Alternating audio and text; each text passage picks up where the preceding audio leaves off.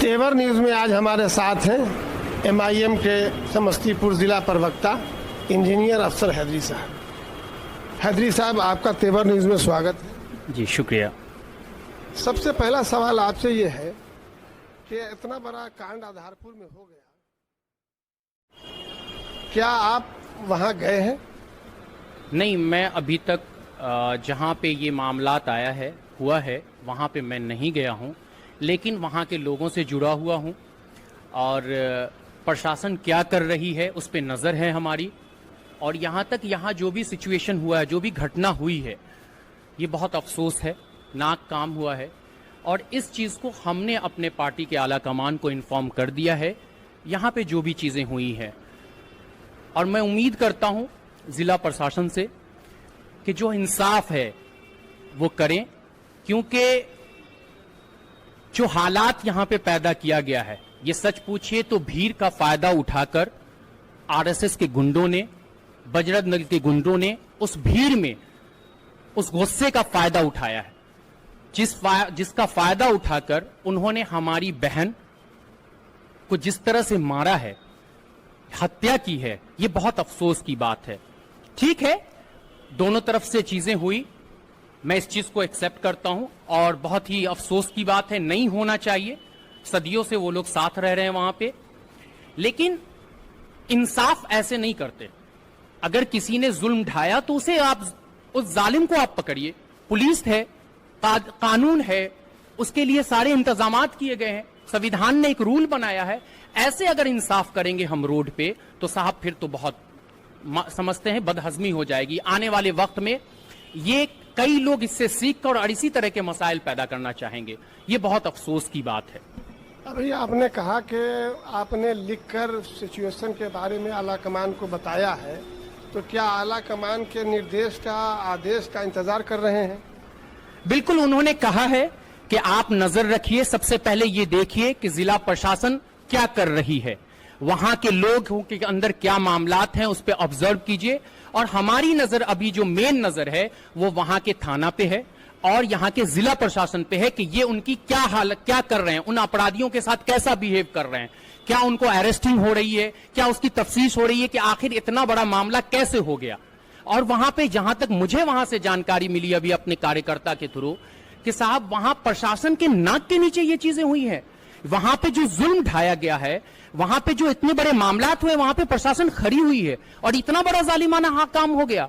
ये बहुत अफसोस की बात है। मुझे उम्मीद है कि जिला प्रशासन ऐसे थाने पे कार्रवाई करेगी, जो लोग वहां पे थे उन पे नजर रखे और उनकी इमीडिएटली उनको तो सबसे पहले बर्खास्त करनी चाहिए।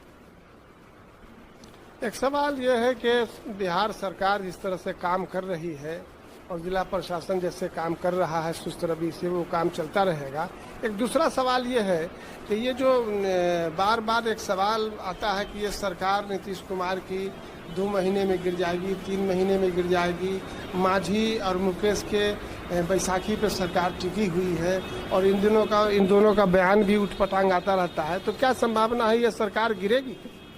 देखिए, सरकार रहे या सरकार गिरे, हम इसमें इंटरेस्ट नहीं है। हमारा इंटरेस्ट यह है कि अवाम कितना फायदा उठा रही है, अवाम के हक में कौन बात कर रहा है। हमारे जनाब प्रदेश अध्यक्ष अख्तरुल ईमान साहब ने एक बात कही थी, वो बहुत खूबसूरत बात थी। विधानसभा के अंदर उन्होंने कहा था कि साहब मेरा जो काम होगा, एमआईएम का जो काम होगा, वो ये काम होगा कि अगर सरकार अपने कामों से पीछे हटेगी, नाइंसाफी करेगी, लोगों के फायदे के बारे में नहीं सोचेगी, तब इस सरकार को बताया जाएगा कि तुम क्या कर रहे हो, हम उनके खिलाफ आवाज उठाएंगे। दूसरी तरफ उन्होंने ये एक बहुत बड़ी बात कही थी कि जब विपक्ष अपना काम नहीं कर रहा होगा, अपनी आवाज को बुलंद नहीं करेगा, जालिमों के खिलाफ आवाज नहीं उठाएगा, तो मैं आवाम को भी और उस विपक्ष को भी कहूंगा कि तुम अपना काम नहीं कर रहे हो। चीख चीख कर पूरे बिहार को बताएंगे कि जिसको तुमने सत्ता दिया वो भी तुम्हारे साथ नाइंसाफी कर रही है और जिसको तुमने विपक्ष में बनाया है, बैठाला है अक्सरियत देकर, वो भी तुम्हारे साथ नाइंसाफी कर रही है। अगर सरकार गिरती है और तेजस्वी यादव के अगुवाई में सरकार बनती है तो एमआईएम सपोर्ट करेगी उसको?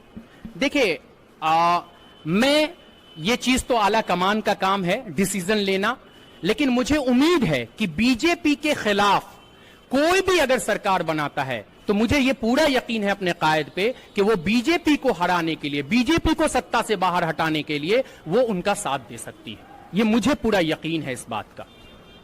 अच्छा, चिराग पासवान का भविष्य क्या होगा बिहार में? देखिए, चिराग पासवान का भविष्य क्या होगा वो बेहतर वही बताएंगे। मैं इतना यही कहूंगा कि देखिए साहब, इन लोगों को इख्तिदार का खेल है। ये कहते हैं कि हम दलितों के पार्टी हैं, दलितों के लिए काम करते हैं। इन लोगों को इख्तिदार में इंटरेस्ट है, इनको आवाम का काम करना इसमें इंटरेस्ट नहीं है। जैसे आप देख लीजिए, इस कोविड के वक्त में जिस तरह से ये महामारी है, इस सिचुएशन में सरकार ने जो नाइंसाफी की है वो तो है ही है, प्लस विपक्ष ने क्या किया। विपक्ष के पास घूमने के लिए पैसा है, अपने लिए पैसा है, बंगलों के लिए पैसा है, अभी इलेक्शन अगर हो जाए सरकार गिराने और उठाने के लिए पैसा है, लेकिन कोविड में लोगों का हेल्प करने के लिए इनके पास पैसा नहीं है। क्या इनमें से कितने नेता हैं, इनमें यहां पे इतने विधायक हैं जो विपक्ष में हो या पक्ष में हो, मैं दोनों से सवाल करता हूं कि आपके पास इतना एमएलए, इतना मेंबर ऑफ पार्लियामेंट है, कितना आपने एम्बुलेंस दिया, कितने किट्स दिए, कितने कैंप लगाए। लेकिन मैं मुबारकबाद पेश करता हूं सीमांचल के लोगों को कि आपने जो 5 विधायक दिया है, एक ऐसा विधायक दिया है, एक ऐसी ताकत दी है कि इस कोविड के वक्त में उन्होंने एम्बुलेंस का इंतजाम किया, दवा की इंतजाम की, यहां तक कि उन्होंने अपने पॉकेट से तो किया, साथ में हैदराबाद से हमारे सदर मोहतरम जनाब बैरिस्टर असदुद्दीन ओवैसी साहब ने भी एक बड़ा बजट भेजा और यहाँ के लोगों, वहां के लोगों को राहत पहुंचाई।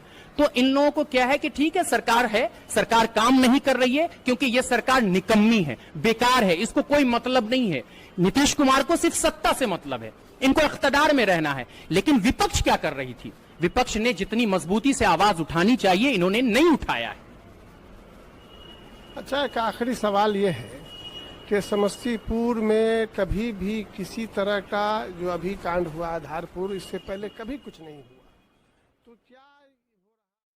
देखिए, अभी आपने कहा कि क्या समस्तीपुर में इससे पहले कभी कुछ नहीं हुआ। समस्तीपुर में बहुत कुछ होता है, लेकिन सो कॉल्ड सेकुलर लोग जिनको अपनी समीकरण संभालने की फिक्र है, उनको हक और इंसाफ का फिक्र नहीं है। अगले और इंसाफ कैसे हो लोगों के साथ उसका फिक्र नहीं है। वो समीकरण के बचाने के लिए अपनी जबान बंद कर रखे हैं। आधारपुर के अंदर में आज एमआईएम अपनी पूरी उन मजलूमों के साथ खड़ा है।